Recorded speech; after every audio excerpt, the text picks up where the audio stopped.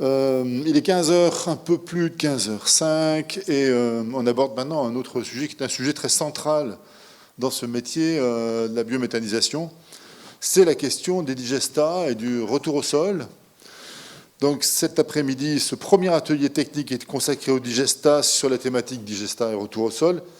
Pourquoi le focus sur le digestat? Parce que de toutes parts, des voix se sont fait entendre pour réclamer plus de transparence, plus d'informations sur l'impact du digestat, sur les sols, sur la vie microbienne et biologique, sur les risques pour les ressources en eau par lessivage, etc. Bref, la profession sait qu'elle doit aborder et faire face à ces sujets avec sérieux et sincérité. C'est pourquoi nous allons essayer dans ce premier atelier de poser les enjeux, déjà poser les enjeux, sur un terrain technique et plutôt agronomique et scientifique. Donc, j'invite nos deux intervenantes, donc Audrey Rousseau et Adeline Aumont, à me rejoindre. Bonjour. Bonjour. Adeline. Audrey. Ah ben voilà, une chance sur deux. Une chance sur deux. Donc, Audrey Rousseau, du groupe Kéran. Tout à fait, enfin, ouais. Au sens large. D'accord. Et Adeline Aumont, AILE, vous avez chacune un micro. Il faut appuyer un petit peu. Voilà. Donc, Audrey. Oui, on commence par ça marche. On commence par vous. Ben oui, on m'a sollicité pour introduire cette thématique. Donc, je vais tenter de faire au mieux. Alors, il doit y avoir une diapo juste avant. Oui. On peut partir de ça? On peut partir de ça. On peut partir de ça. Je vous laisse la parole.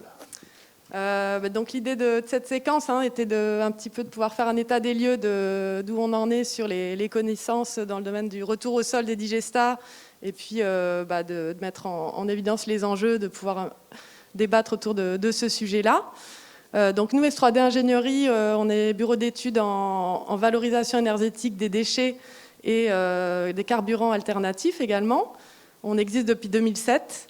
On est 15 personnes, basées principalement à Nantes et à Lyon. Et on est donc une filiale du groupe Kéran via la filiale SCE, donc basée à Nantes. On a quatre pôles au sein d'S3D, donc un pôle méthanisation, un pôle gazéification, un pôle carburant alternatif et un pôle stratégie et performance.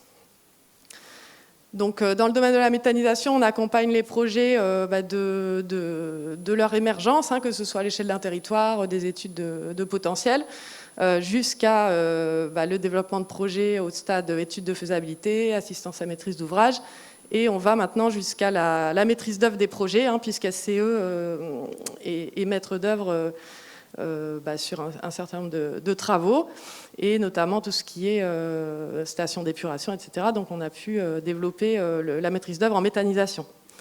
Et puis à noter aussi qu'on est labellisé donc Calimeta en tant que KMO dès janvier 2020.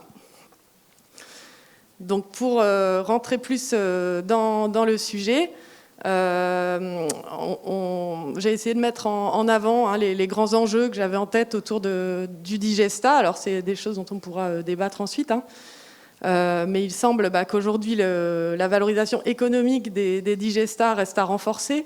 Nous, ce qu'on constate dans les projets qu'on accompagne et qu'on suit, c'est que les digestats ont un contenu fertilisant qui est intéressant, qui est constaté par les agriculteurs, mais qui n'est pas généralement pas rémunéré.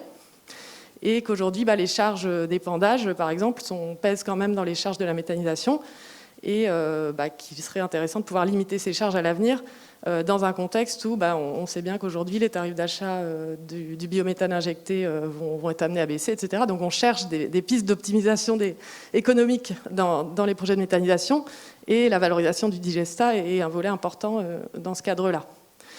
Je pense que le débat d'aujourd'hui souhaitait aussi s'ouvrir sur les différents marchés pour les digestats, et notamment en agriculture biologique, puisque en agriculture biologique, on a besoin de fertilisants organiques. Le digestat peut répondre aux besoins, mais on en reparlera un petit peu plus sur une diapo suivante. Il y a également des enjeux d'ordre agronomique et environnementaux. Le constat qu'on peut faire, c'est qu'aujourd'hui, les connaissances sur la composition des digestats se sont beaucoup renforcées ces dernières années, avec un certain nombre de travaux, d'études qui ont pu être menés. Il y a des outils de prédiction aujourd'hui qui se renforcent et qui permettent de caractériser les digestats en tant que produits résiduaires organiques, et également de pouvoir évaluer à long terme sur les sols, l'air et l'eau, les effets de l'épandage de ces digestats. Donc j'y reviendrai un petit peu après. Et puis, on voit aussi de plus en plus se développer des approches globales sur les impacts de la méthanisation au sens large. Donc la partie digestat en fait partie, mais c'est tous les impacts que va avoir l'arrivée de la méthanisation sur les systèmes agricoles qui sont associés. Et donc ça va intégrer à la fois la production de cultures intermédiaires, de vocation énergétique par exemple, de ramassage des résidus de culture, de retour au sol du digestat par rapport à la situation qu'il y avait avant méthanisation. Et on voit bien que c'est à cette échelle-là qu'on va pouvoir vraiment mesurer les impacts positifs ou négatifs de cette méthanisation. Et enfin, je souhaitais mettre en avant les enjeux sanitaires et d'acceptabilité. Dans la crise qu'on traverse en ce moment, il y a un certain nombre de méthaniseurs qui se sont retrouvés embêtés avec leur digestat, puisque dès qu'il y a eu des bouts de steppe ou des matières de vidange, par exemple, dans les matières entrantes, on est obligé donc d'hygiéniser le digestat en sortie, donc ce qui représente des surcoûts très importants pour les unités. Il y a des choses aussi autour de tout ce qui va être indésirable dans les digestats, des questions qui se posent notamment avec tout ce qui va être plastique, microplastique, en lien avec le développement du recours aux biodéchets, puisque on voit bien qu'aujourd'hui, les biodéchets des ménages et des industriels doivent être valorisés. Et donc, la méthanisation fait partie des solutions intéressantes pour valoriser ces biodéchets, sous réserve effectivement d'avoir les équipements, les technologies qui permettent en sortie d'avoir un digestat de qualité. Donc tout ça concorde pour dire que vraiment les pratiques d'épandage sont importantes et indispensables d'avoir de bonnes pratiques pour l'image de la filière. Donc pour citer quelques données scientifiques récentes, il y a eu notamment un projet ADEME qui s'appelle Concept Dig, qui a été mené de 2017 à 2020, qui a permis de classifier les digestats en fonction de leur matière entrante. Donc ça se base sur un grand nombre quand même de sites agricoles, 74 enquêtes ont été menées, et ça aboutit donc à un outil web qui permet de prédire la qualité du digestat brut et après séparation de phase en fonction des intrants. Pour citer une autre étude de l'INRAE, il y a également eu une étude sur les digestats d'origine urbaine et agricole dans le cadre d'une thèse CIFRE avec Suez, qui a analysé 91 digestats issus de la bibliographie. Donc tous ces travaux concordent pour mieux connaître effectivement la composition de ces digestats. On se pose des questions également sur l'impact des digestats sur la faune et la flore et les risques environnementaux. Donc j'ai juste mis là une référence à des choses qu'ont pu mentionner l'INRA lors de leur colloque à FNE en mai 2019. Puisqu'il y avait eu un scandale autour de remontées de morts de vers de terre suite à des épandages de digestats. Donc lors de ce colloque, l'INRA est revenu sur le sujet.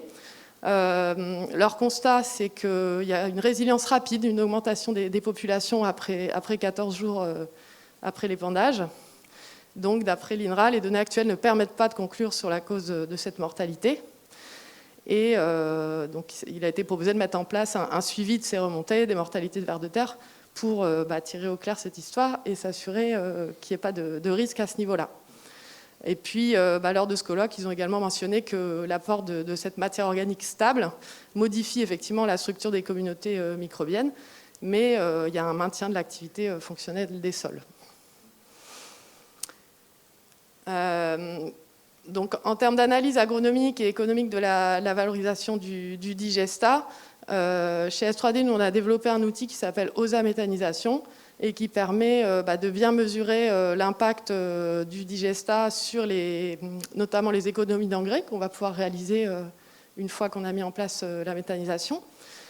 Et donc on va aller regarder les besoins en engrais avant et puis une fois que la méthanisation est en place, par culture et selon l'évolution des rotations pour pouvoir voir concrètement pour l'agriculteur qu'est-ce que ça va changer en termes d'utilisation d'engrais et donc d'économie. Voilà pour ça. Donc il y a à la fois ces aspects économie d'engrais.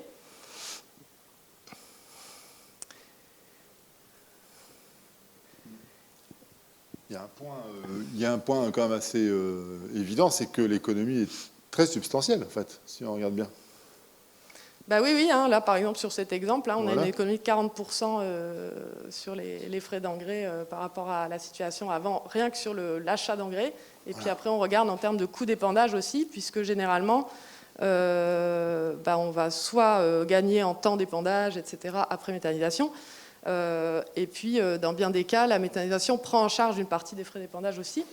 Donc, l'agriculteur, il gagne sur toute cette partie épandage. Voilà, je ne voulais pas insister, mais en fait, c'est là que ça se passe.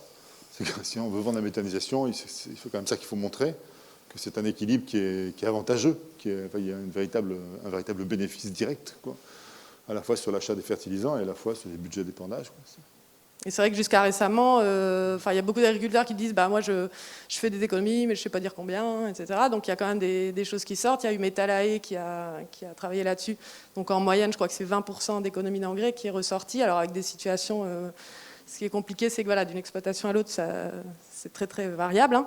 Mais effectivement, nous, c'est ce qu'on constate aussi. Il y a des vraies économies qui se font sur les suivis qu'on fait, les audits de site. On voit que les agriculteurs utilisent moins d'engrais qu'avant. Et je parlais tout à l'heure d'outils de prédiction sur justement le devenir de la matière organique à long terme et les risques environnementaux à long terme de l'épandage de digesta. Donc il y a un outil qui s'appelle Simeos AMG qui commence à être largement utilisé dans ce domaine. Ça a été développé par Agrotransfert en partenariat avec l'INRA. Et cet outil permet de comparer l'évolution de la matière organique en termes de stock de carbone et en termes également de teneur en carbone organique dans la couche travaillée. Et ça va permettre de voir l'évolution en fait, de tout ça entre une situation donc, avant et après méthanisation.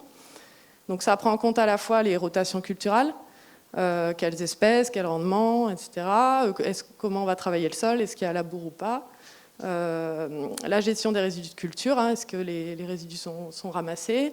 Y a-t-il des intercultures, des dérobés, est-ce qu'on apporte des fumiers, des lisiers, indigesta, les types de sols et le climat. Et une fois qu'on a rentré tout ça, ça permet de voir à l'horizon 50 ans comment va évoluer ce carbone dans le sol, sachant que la partie stock de carbone organique va plutôt donner des informations sur la capacité du sol à fournir les éléments essentiels. Et la partie de teneur en carbone organique dans la couche travaillée, lui, va plutôt indiquer une capacité du sol à avoir un bon comportement physique, donc plutôt une stabilité structurale, une résistance à l'abattance, au compactage, etc. Donc dans l'exemple qu'on montre là, on voit que la situation après méthanisation est meilleure qu'avant méthanisation. Mais c'est vraiment quelque chose à regarder au cas par cas. Mais cet outil permet notamment d'adapter au stade des études. Si on voit que la combinaison de tout ça n'est pas favorable à la méthanisation, on peut ajuster et puis proposer à l'agriculteur de ramasser un peu moins ses résidus, de changer ses rotations, etc. Donc, quelques éléments pour mettre en perspective et puis ouvrir peut-être le débat. Moi, j'ai envie de dire que le statut de produit il peine quand même à se développer pour le digesta. Donc, historiquement, on pouvait le normer. Donc, il y a une norme compost qui existe. Cependant, c'est coûteux d'aller jusqu'au compostage du digesta. Donc, il y a peu de sites qui le font. Il y a le cahier des charges d'IGAGRI. Donc, il y a 3 versions qui récemment ont été fusionnées. Il y a un arrêté qui est sorti le 8 novembre 2020 qui fusionne les 3 textes. Donc, ça permet d'inclure quand même davantage d'intrants, de procédés que le premier d'IGAGRI. Après, la mise en œuvre sur le terrain, elle reste encore un petit peu compliquée. Nous, les retours qu'on a, c'est qu'il faut quand même un plan d'épandage au départ ou un plan d'épandage de secours, etc. Donc, c'est un petit peu compliqué à mettre en œuvre quand même. Et l'AMF alerte également sur le fait que ces 3 textes ont été fusionnés et ça a supprimé également la restriction à la méthanisation agricole. Donc, c'est-à-dire que ça ouvre Digagri à tout site de méthanisation qui le souhaiterait, alors sous réserve d'être bien dans les intrants qui sont mentionnés. Voilà, donc ça fait aussi débat. Donc je pense que comme l'idée était de débattre autour des enjeux du digesta, c'était important de le mentionner ici. Et puis enfin, on peut avoir recours aussi à l'homologation, mais ça, il y a très peu de sites qui le font. C'est une démarche qui est longue et qui est coûteuse. Donc aujourd'hui, la très très large majorité des sites sont encore sur un système de valorisation en tant que déchets et donc avec un plan d'épandage. Et puis, je parlais tout à l'heure de l'agriculture biologique. Là aussi, il y a des précisions qui sont sorties récemment sur qu'est-ce qu'est un effluent dit d'élevage industriel, puisque la réglementation européenne a exclu la possibilité d'utiliser des digestats qui seraient issus d'intrants d'origine élevage industriel. Et donc, j'ai remis là les seuils qui ont été fixés. Donc, en élevage de volailles, de porcs notamment, où au-delà d'un certain nombre d'emplacements, on considère qu'on ne pourra plus utiliser le digesta en agriculture biologique. Voilà. Okay, merci beaucoup, ça nous fait un premier aperçu. Et ça pose un peu les enjeux qui sont multiples en fait, à la fois sur le plan économique, sur le plan digesta, sur le plan agronomique. Agronomique, oui, pardon. On continue avec une nouvelle intervenante qui n'est pas sur le plateau. C'est une personne qui est une chercheuse universitaire de l'Université de Montpellier. Ouais. Tatiana Alaé. Oui, donc bonjour. Oui, bonjour madame. Est-ce que vous êtes en ligne? Oui, est-ce que vous m'entendez? Ah, très bien, on vous entend très bien. Absolument. Bon. Et du coup, j'attends que la présentation puisse être mise en ligne de votre côté. En attendant, donc, je vais me présenter. Je suis effectivement l'universitaire de service, on va dire, mais je pense que Audrey a déjà bien introduit la question et a bien souligné l'essentiel des points. Donc, moi, j'ai passé pas mal de temps à l'INRA avant d'être professeur d'écologie microbienne à l'Université de Montpellier. Et donc, en particulier, j'ai un chapeau co-direction, co-responsable du master transdisciplinaire énergie dans lequel est abordée la méthanisation, entre autres. Voilà. Alors, par contre, j'ai pas du tout la présentation. Est-ce que c'est... Je vais suivre sur mon propre...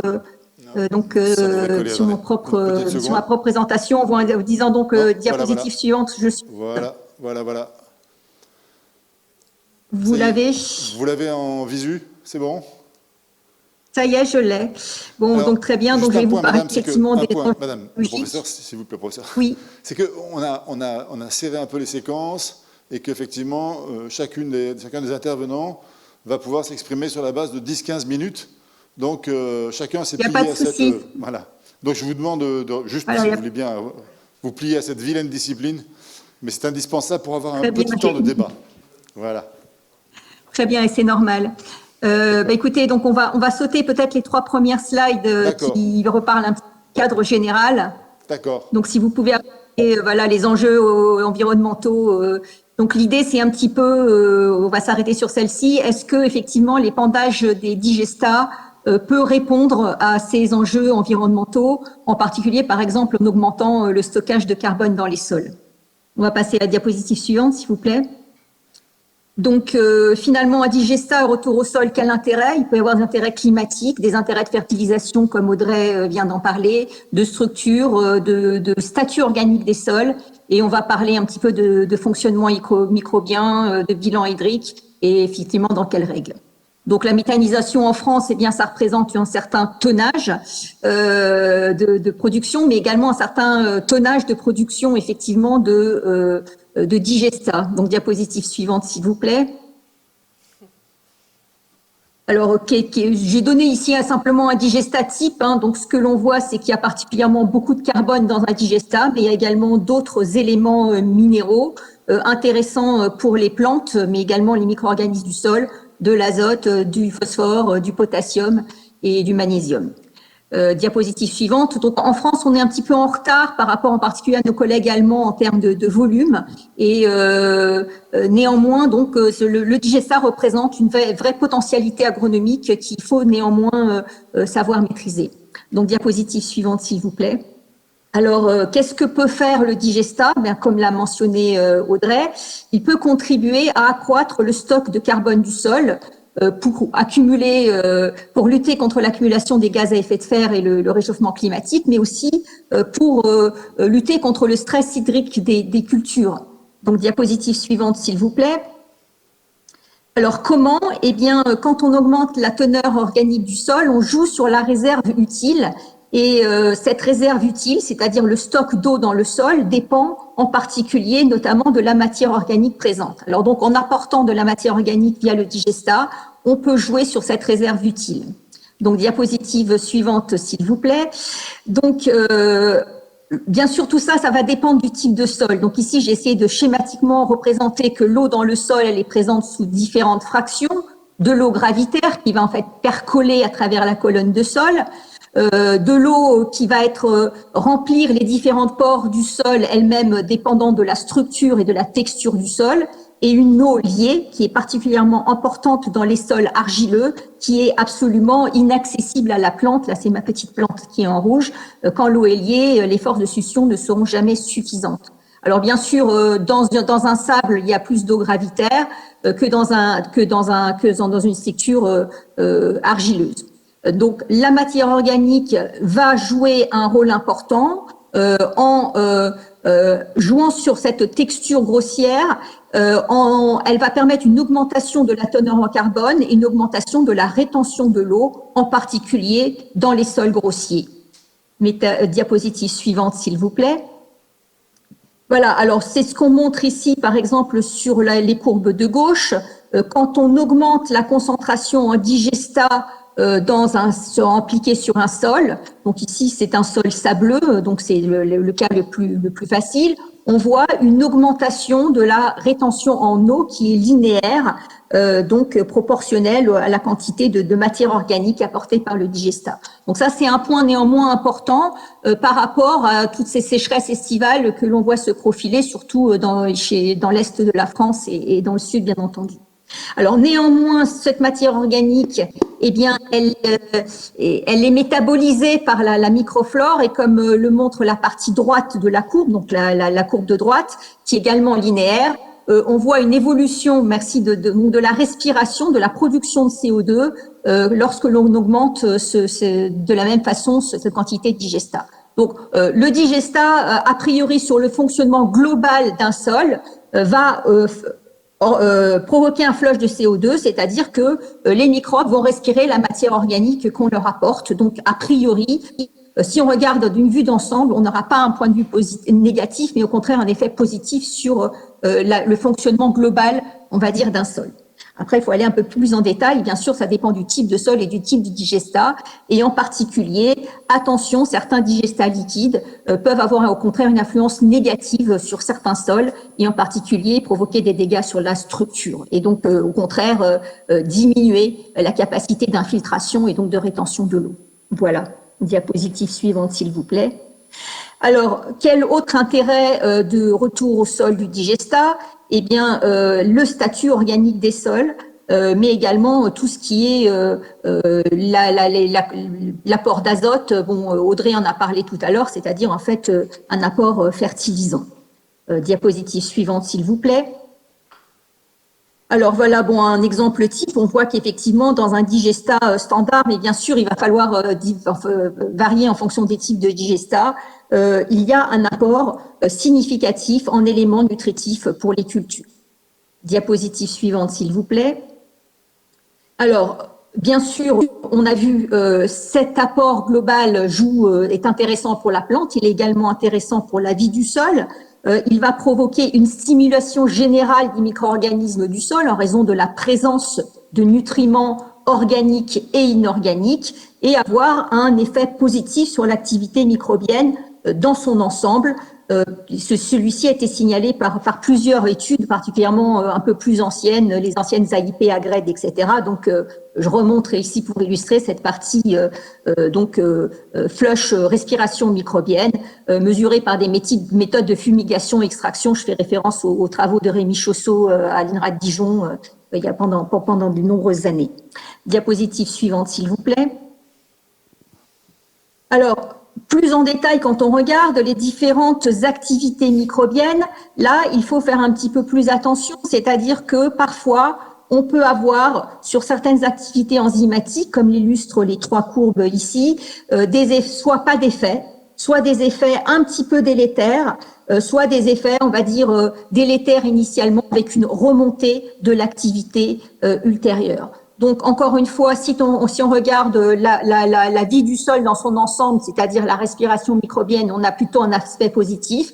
Les différentes fonctions microbiennes, et on va parler de résilience microbienne, c'est-à-dire qu'il y a souvent un retour à l'équilibre après la perturbation, elles vont être liées à la biodiversité des micro-organismes qui réalisent la fonction. Et typiquement, par exemple, une nitrification qui est réalisée par un ensemble moins divers de micro-organismes est classiquement considérée comme une fonction plus sensible, moins résiliente que la dénitrification qui est réalisée par une grande diversité de micro-organismes dans un sol. Voilà, diapositive suivante, s'il vous plaît. Donc ici, c'est un exemple donné sur la nitrification, qui est une activité microbienne donc qui intervient dans les cycles biogéochimiques. Ici, on parle du cycle de l'azote. Et on voit ici donc en blanc le contrôle. On a également CF, c'est-à-dire le hachuré clair, gris clair, c'est l'ajout de fertilisants standards. Et dans les hachurés et noirs, c'est l'évolution en fonction du temps de la paramètre nitrification avec l'application de 2 types de digestats. Donc, dans l'ensemble et en fonction du temps et en fonction des conditions environnementales, on voit néanmoins plutôt un impact, on va dire, positif qu'un impact négatif sur la nitrification, qui est considérée comme une fonction indicatrice d'impact pouvant être négatif de stress sur la microbiologie du sol. Voilà, diapositive suivante, s'il vous plaît. Alors, bien sûr, tout ça, c'est à considérer dans une diversité. Et les études que vous allez trouver vont dépendre du groupe microbien que l'on considère. Alors, dans un sol, on va trouver des protozoaires, des algues, des bactéries, des champignons, des virus, et j'en passe. Et bien sûr, il faudrait avoir des données qui utilisent les approches, on va dire, omiques, métagénomiques, métatranscriptomiques, etc. actuelles. Je fais référence aux travaux de Lionel Ranjard, actuellement à l'INRA de Dijon, encore une fois.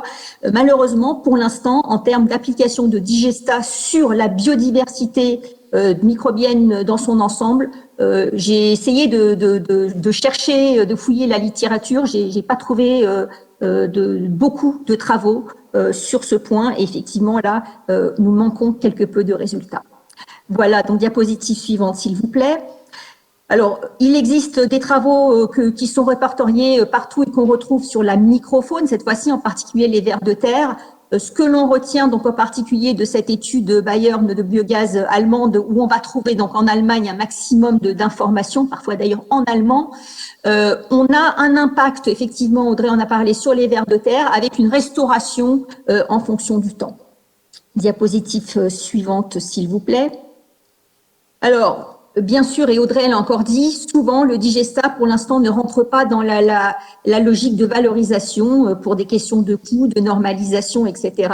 et rentre toujours dans une valorisation de type déchets.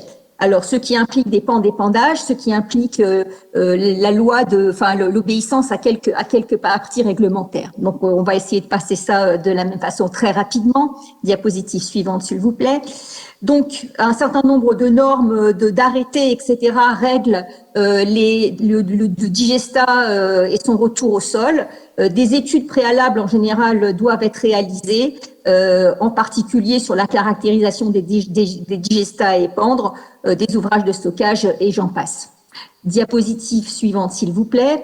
Alors, j'ai voulu focaliser sur certaines normes sanitaires, et en tant que microbiologiste en particulier, en termes de la réglementation qui concerne les agents pathogènes pouvant être présents au niveau des digestats, mais également des graines d'adventices de culture qui peuvent poser des problèmes, des métaux lourds et des résidus organiques, peu dans le cas de digestats agricoles, quoique ceci peut arriver dans le cas en particulier des lisiers et en particulier porcins, parce qu'on parle de la Bretagne, c'est un cas de figure relativement connu. Donc voilà, des réglementations et des normes existent en termes de concentration, mais également de flux sur 10 ans d'éléments traces métalliques, composés traces organiques, et également de teneur de germination d'adventices. Diapositive suivante. Donc là, on va passer sur les normes d'épandage des métaux lourds. Si ça vous intéresse, vous les retrouverez dans la littérature ou dans le diaporama qui sera mis en ligne. Je vais m'arrêter, diapositive suivante, s'il vous plaît, sur ce qui concerne en particulier la distance d'épandage par rapport au cours d'eau. Bon, j'ai une petite casquette au Conseil scientifique du bassin Rhône-Méditerranée et j'ai repris ici quelques réglementations importantes à garder en mémoire. La directive cadre sur l'eau, directive 2060 du Parlement européen, et également les SDAGE et SAGE, qui sont des schémas d'aménagement de gestion des eaux. La règle à retenir, c'est qu'il est interdit d'épandre à moins de 35 mètres des berges. Et en général, il faut garder ces forêts alluviales ou ces zones qui sont importantes pour l'aspect dénitrification et épuration, en particulier des eaux de surface. Alors, on va venir un petit peu au cœur du sujet, le micro-organisme pathogène. Donc, il existe des normes, en particulier pour les coliformes. Ceux-ci ne sont que des bioindicateurs de différents micro-organismes éventuellement pathogènes pouvant être présents au niveau des digestats. Il est important de noter que en ce qui concerne le SARS-CoV-2 responsable de la Covid-19, qui est un virus ARN donc relativement instable, même la présence dans les eaux les stations d'épuration, etc., ne signifie pas la présence d'une forme infectieuse de ce virus. Donc, on doit rassurer sur ces aspects-là. On va effectivement rechercher surtout des coliformes, mais on peut avoir une diversité de pathogènes présents, les coliformes étant des bioindicateurs de la présence possible de micro-organismes pathogènes. Alors, bien sûr, l'écholage, donc là je vous ai mis les normes, le cholage, diapositive suivante s'il vous plaît.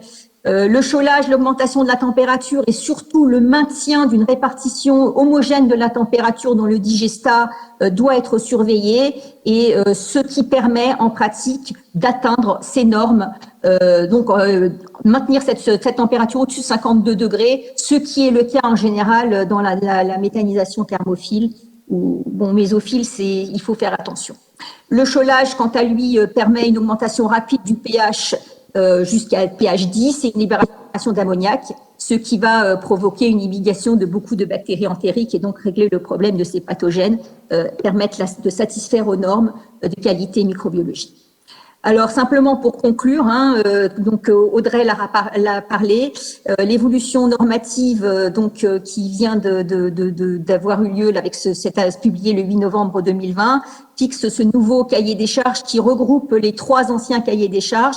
Et ce qui peut poser le problème, en particulier de l'épandage agricole versus de l'épandage urbain ou surtout de l'épandage industriel. Et il me semble néanmoins important d'ouvrir le débat sur ces questions pour rassurer nos agriculteurs bio en particulier et même nos agriculteurs en général. Il y a un questionnement par rapport à cette norme générale et à sa mise en place.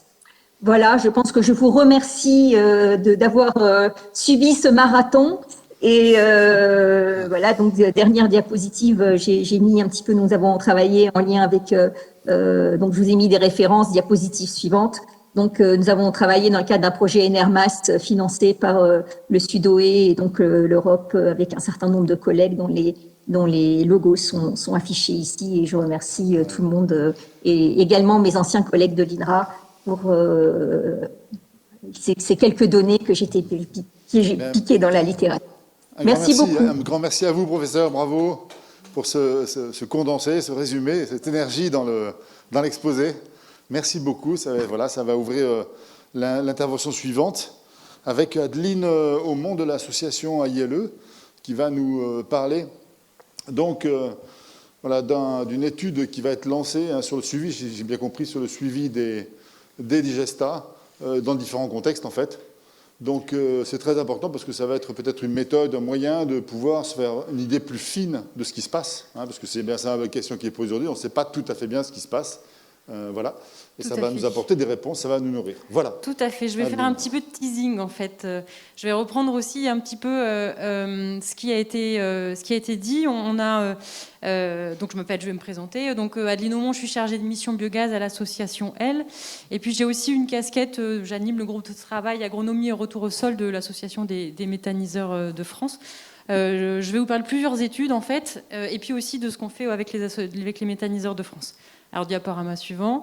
Donc, je vais vous parler des nouveaux projets de recherche qui démarrent parce qu'effectivement, comme ça a été dit par Tatiana juste à l'instant, notamment l'impact des digestats sur la fertilité des sols et notamment des diversités de situations a été peu caractérisé ces dernières années. On a eu quand même beaucoup de projets de recherche et Audrey en a parlé au début qui ont permis de mieux comprendre ce qu'était un digestat, leur composition, notamment le projet Concept Dige qui a été évoqué, qui est allé analyser plus de 70 sites, plus de 70 types de digestats. Donc on sait mieux les caractériser, on les connaît mieux.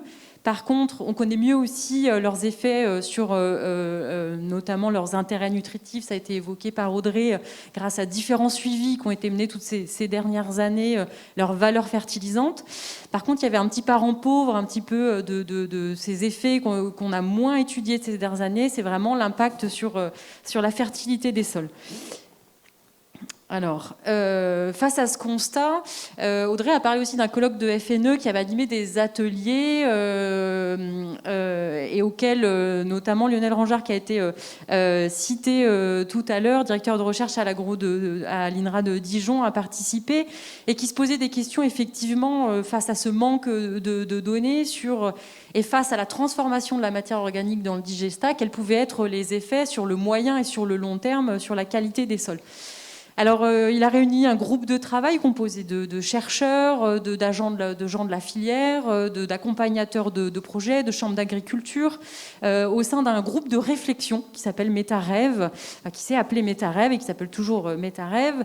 Et dans ce groupe de réflexion, il a noté aussi, c'est intéressant, que figurent des collectifs de citoyens qui notamment ont fait remonter des photos de vers de terre, de digestats épandus, notamment dans le Lot, dans lequel on voyait une mortalité, des chercheurs qui peinent aussi à expliquer les différents phénomènes.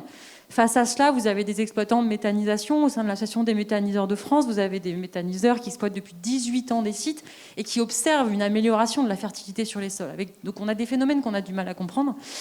Et face à ce contexte-là, une nécessité d'objectiver vraiment l'impact des digestats sur la qualité des sols.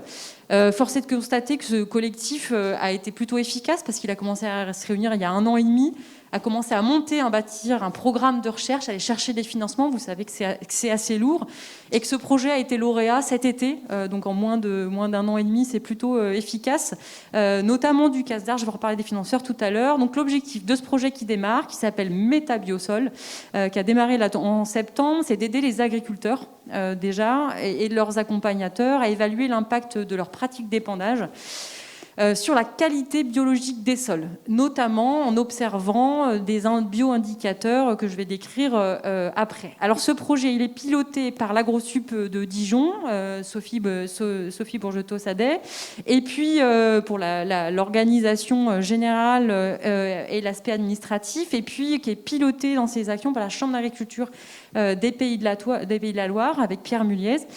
Donc un double pilotage et puis une gouvernance à 3 têtes avec l'ESA d'Angers. Donc on a des acteurs régionaux bien présents dans ce projet-là, notamment pour tout ce qui est gestion des données, avec de très nombreux partenaires, des bureaux d'études, le GRS, Elisol, les spécialistes des nématodes, plusieurs laboratoires de l'INRAE, ACE, Méthanisation et Grégory Vrignot que vous connaissez bien, plusieurs universitaires et puis nous-mêmes, l'association Elle.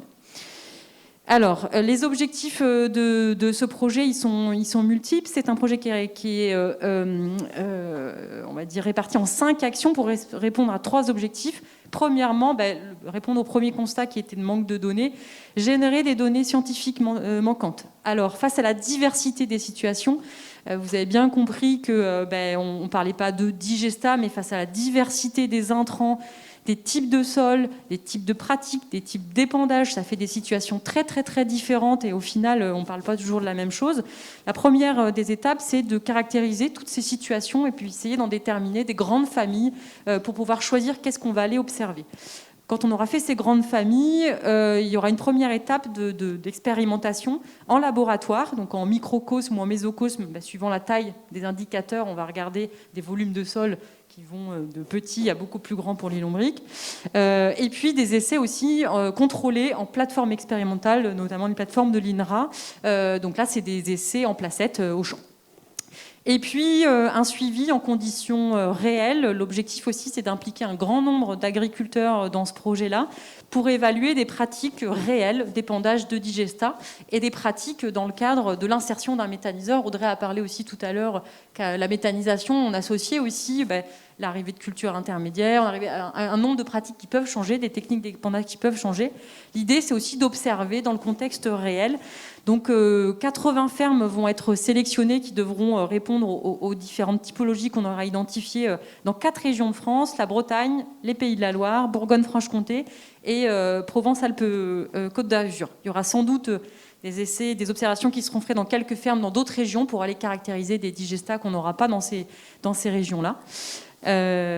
Donc qu'est-ce qu'on va regarder comme indicateur des indicateurs, des bioindicateurs que peuvent être les bactéries, la biomasse, le ratio champignons sur bactéries, leur diversité, leur abondance, les nématodes, les lombriques, donc les vers de terre, leur abondance et puis leur diversité fonctionnelle. Des indicateurs sanitaires aussi, parce qu'il y a eu beaucoup de projets de recherche qui ont été faits ces dernières années pour aller regarder qu'est-ce qui se retrouvait dans les digestats en fonction de la méthanisation, mésophile, thermophile, du temps de séjour. Et puis finalement, assez peu de recherches qui s'intéressent à ceux que l'on va retrouver dans le sol après les épandages. Donc c'est pour répondre à ce manque-là. Des indicateurs de fonctionnement aussi de l'état des sols, notamment sur la forme, la quantité du carbone, parce que, donc nous l'a rappelé tout à l'heure, le digestat a un intérêt d'apport de carbone dans les sols, mais il est aussi beaucoup décrié pour changer sa forme et puis en amener moins que si on amenait du fumier brut. L'idée, c'est d'aller regarder justement comment ça se passe vraiment dans le sol. On a des indices, des choses qui sont plutôt rassurantes par les modèles, notamment Simeos AMG. Là, l'idée, c'est d'aller le regarder dans le sol. Et puis des indicateurs de l'état physique et chimique du sol. Tout ceci grâce à des financements du CASDAR, donc le ministère de l'Agriculture, l'appel à projet Graines ADEME qui finance de nombreux projets de recherche depuis les dizaines d'années, on va dire, et puis GRDF qui soutient notamment les thèses. Face à en complémentarité de ce projet-là, l'équipe de chercheurs qui a travaillé sur le projet Concept Dige ces dernières années lance aussi un nouveau projet pour compléter, pour faire une suite à ce projet-là, donc qui est piloté par l'INRAE de Narbonne, le LBE de Narbonne, avec la Chambre d'agriculture de Bretagne, avec aussi de nombreux partenaires d'autres laboratoires de l'INRAE. L'objectif, c'est aussi des liens entre les différents projets, d'approfondir les références manquantes, de caractériser les effets attendus. Et puis surtout, ce projet-là, la particularité, ça va être essayer un petit peu de centraliser tout ce qui a été fait ces dernières années. En fait, il y a eu beaucoup de choses quand même qui ont été faites.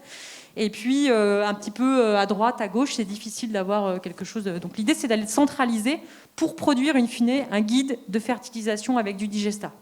Et sur les références manquantes, notamment en lien avec la fertilité du sol, l'objectif ici dans Fertidige, ça va être de regarder les effets à court et moyen terme, notamment en conditions contrôlées, donc avec des tomographies, rayons X, pour regarder les galeries des vers de terre avec les différents types de digestats. Et enfin, je vais vous parler d'un dernier projet, mais qui, lui, est en cours. J'espère que ça marche. Peut-être pas assez fort. Alors, diapo suivante. Si. Alors, si. Petit problème de... C'est parti. Donc, au sein de l'Association des méthaniseurs de France, effectivement, on a essayé de mettre en place une remontée des informations, c'est-à-dire lorsque les agriculteurs pouvaient observer des mortalités, nous faire remonter des photos.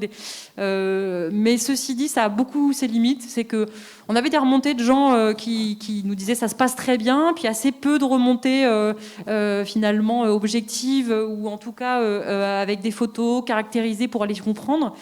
Donc, avec le groupe de travail agronomie, pour pouvoir apporter des réponses rapides, vous voyez que les projets de recherche vont apporter des réponses dans 3 ans, 4 ans, il va falloir attendre pendant ce temps-là. Donc, pour pouvoir commencer à travailler sur le sujet, on est en partenariat et on discute avec les professeurs d'agronomie de différentes écoles. On a lancé l'idée de faire travailler des étudiants, des groupes d'étudiants donc, qui ont démarré, qui sont allés sur le terrain là, cet automne, donc de 4 écoles d'agronomie, Unilassal Beauvais, Agrocampus Rennes, l'ENSAIA de Nancy et l'ISA de Lille. Donc 4 groupes d'étudiants de master 1 ou 2 et qui sont allés, donc il y a 14 fermes qui participent au projet, 31 parcelles qui vont être analysées. Là, courant octobre et début novembre, ils ont réussi à aller sur le terrain pour aller faire des prélèvements de sol. Et puis, donc, ils vont regarder... donc l'impact des digestats, ils vont aller notamment chez Francis Claude Pierre qui a 18 ans de pratique d'épandage de digestats derrière lui, et puis bien d'autres. L'idée c'est de regarder le même type d'indicateur dont j'ai parlé tout à l'heure, l'état physique du sol, sa structure, sa texture, sa densité, son infiltrométrie, voilà, et puis des indicateurs de fonctionnement biologique. L'abondance et de la diversité, notamment des vers des terres, de la mésofaune, et puis faire du dosage de la biomasse microbienne. Voilà, c'est en cours. Ils sont allés sur le terrain. Là, ils ont le droit de faire en petits groupes les travaux de laboratoire, même malgré le confinement. Donc, on est rassurés. L'idée, c'est qu'ils puissent terminer là cet hiver avec des premiers résultats au printemps. Voilà. Ok, merci, merci bien. Très bien exposé, très dynamique également, qui permet de comprendre que là, on se dirige vers une démarche qui va être très riche parce qu'elle permettra enfin de faire le point sur l'impact des digestats, sur la biologie des sols. Alors, c'est pas tout de suite, c'est une affaire de quoi, 2, 3, 4 ans? Oui, alors, ce que j'ai pas dit, c'est qu'il y a quand même des choses qui sont en cours et qui ont apporté ces dernières années aussi des premiers essais. Je pense à DIGEO, qui est un essai qui est fait sur le lycée d'Aubernay, dans l'est de la France. Vous avez sur l'INRA de Nouzy, ils ont fait aussi des essais, des suivis de vers de terre, des choses qui ont été présentées au JRI. Donc j'invite ceux qui écoutent, qui veulent en savoir plus, à aller regarder dans les présentations des JRI. Il y a aussi déjà des choses. Là, on va avoir des choses qui arrivent, effectivement, c'est le temps de la recherche, il y a plusieurs années de projet. Des éléments, des retours d'expérience. Voilà, tout à fait. Ok. Peut-être qu'on prend un temps maintenant pour nos questions. 2 questions. Alors, 2 questions. Une première question, c'est pour toutes les deux. Hein. Avez-vous réalisé des études comparatives sur les teneurs en carbone et NPK entre l'épandage de lisier au fumier versus l'épandage et digestat? Voilà. Est-ce que ça vous dit quelque chose? Est-ce que vous voulez répondre? Qui veut répondre? Alors, il y a eu des études, je me permets de répondre, parce qu'il y a plein d'études dans la bibliographie qui font état de ce type de mesures. Donc, si vous regardez plus en détail, j'ai repris des données comparant un amendement classique et des différents types d'amendements de type digesta. Donc, il faut aussi, donc il y a beaucoup de jeunes études en cours. Il faut ainsi aller regarder tous les anciens cahiers de l'INRA sur les AIP AGRED pour agriculture, déchets, environnement qui doivent dater du début des années 2000 si c'est pas plus tôt. Donc, ce qu'il faut, c'est bien intégrer nos nouvelles approches par rapport à ce que l'on connaît également déjà. Et je pense que de faire une base de données avec tout l'ensemble des résultats sur les impacts des épandages, des digestats, etc., sur la biologie des sols, ça serait aussi quelque chose d'intéressant. Et de pouler toutes ces nouvelles approches, félicitations à nos jeunes avec tout ce qui a été fait. Voilà. Super. Merci madame. Merci. Une autre question peut-être, Amandine? Alors, le digestat inhibe-t-il la germination d'adventices, de mauvaises herbes, hein, c'est ça? Alors, oui, Adeline. Oui, alors, bon, là, je fais référence à une étude ADEME qui commence à dater un petit peu, hein, de 2011, qui avait mentionné des choses là-dessus. Alors, ça dépend des graines.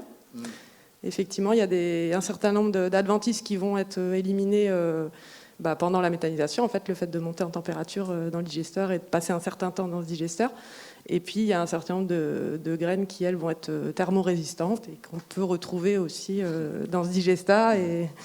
Bon, la réponse, c'est ça dépend. Mais majoritairement, majoritairement, quand même, les agriculteurs qui épandent du digestat constatent moins d'adventices. Okay, pardon. Majoritairement, en absence d'oxygène, on est quand même dans un milieu anaérobie. En général, les graines, elles n'aiment pas trop. Tout ce qui est tomates, rumex, je vous invite à regarder les travaux du FIBEL, l'agence suisse, qui a fait des études sur le sujet. Alors, ça ne balaye pas toutes les graines d'adventices possibles, donc effectivement ça dépend, mais en tout cas ils ont montré que même en mésophile, il y avait un intérêt pour inhiber la germination des adventices. Vous laisserez les liens éventuellement, un lien ou deux, pour la personne qui si elle veut vraiment des réponses précises. Ok, merci. Est-ce qu'il y a d'autres questions? Oui, alors, quelle incidence potentielle sur la qualité de l'eau? Exemple, à Châteaulin, en région Bretagne, sur un captage d'eau potable. Ah, ça fait référence à c'est pas qu'un article du journal, c'est un petit incident industriel. Vous voyez ce que c'est? Oui, bien sûr. D'accord. Ok, Adeline. Alors, je peux apporter une première réponse et puis je laisserai peut-être Tatiana apporter.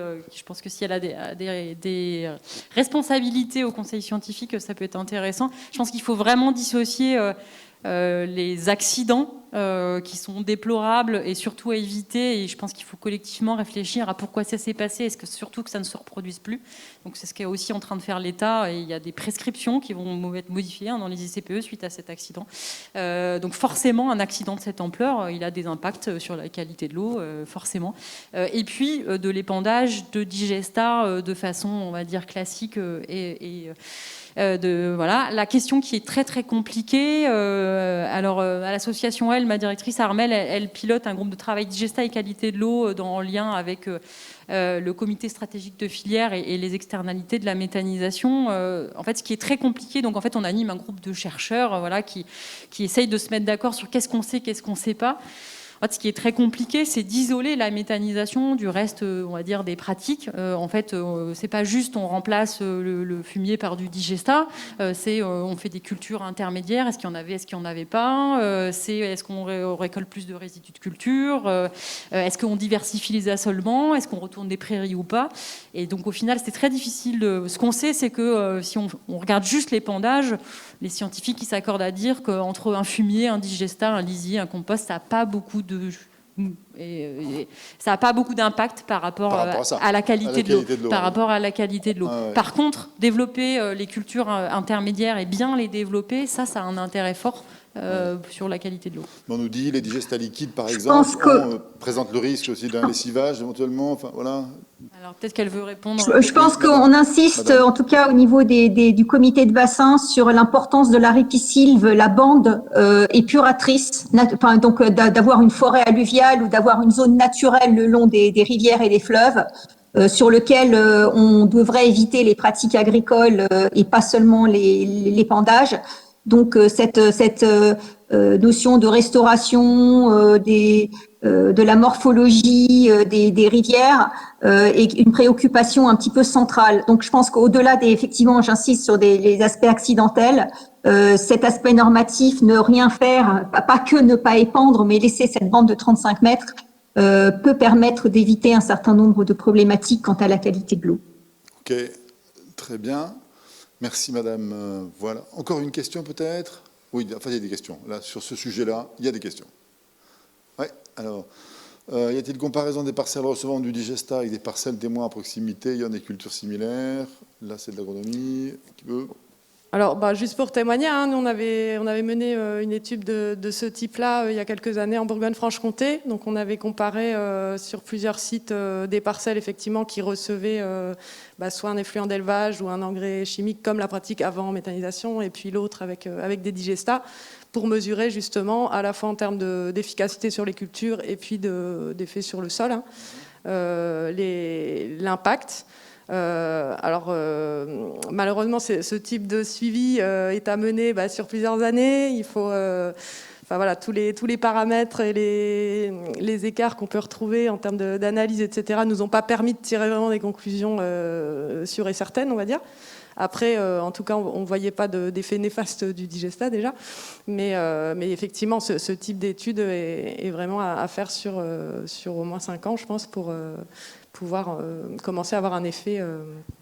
Et là, au sein des observations, au sein des méthaniseurs de France, c'est ce qui est fait. Les parcelles, pourquoi il y a 2 parcelles par ferme, c'est qu'on va aller chercher justement une partie avec digestat, une sans, soit chez un voisin, ou alors des doses différentes. Voilà, on cherche à comparer des situations.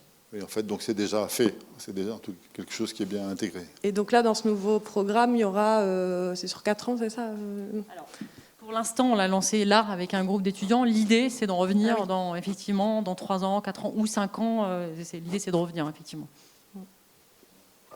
Alors simplement, attention à l'aspect statistique, parce que vos parcelles, si elles sont très, très éloignées, il peut y avoir un effet parcellaire. C'est un petit peu comme les effets placebo en ce moment sur le test des vaccins.